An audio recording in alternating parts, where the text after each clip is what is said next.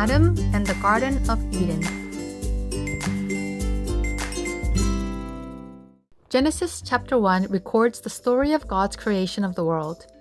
It tells various stories of God creating the light out of words, as well as the sky and the earth and many things that fill them. And it also tells us about God who made humans that resemble God himself.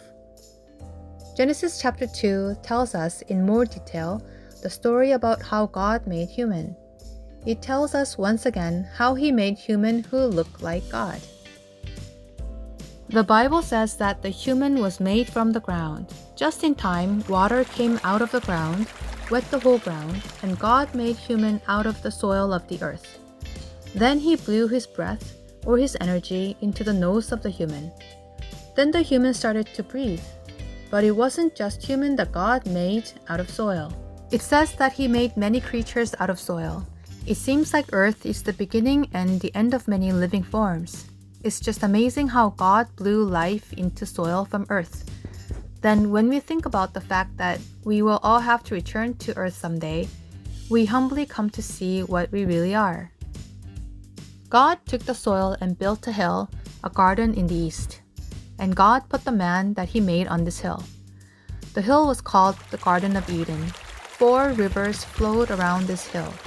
Eden was a place filled with gold and jewels and with abundance. There were also 2 trees in the garden. One was the tree of life, and the other was the tree of knowledge of good and evil. God told human to eat all the fruit in the garden, except for the fruit of the knowledge of good and evil. He said that the moment human eats this fruit, he will die. Words like life and knowledge of good and evil lead us to think about many things and make us always wonder whether our decisions lead to life or to good or evil. God made a lot of animals and brought them to human. Adam named the animals one by one. The man was surrounded by countless animals, but perhaps God felt that something was missing.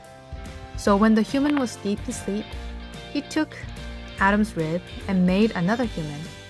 This is the story about man and woman, or Adam and Eve. Adam had come across many animals, but meeting Eve made him the happiest. He was so happy that he exclaimed, "This is now bone of my bones and flesh of my flesh. She shall be called woman, for she was taken out of man." Friends, the story of God's creation begins with words and light and ends with the story of humans make the soil from earth.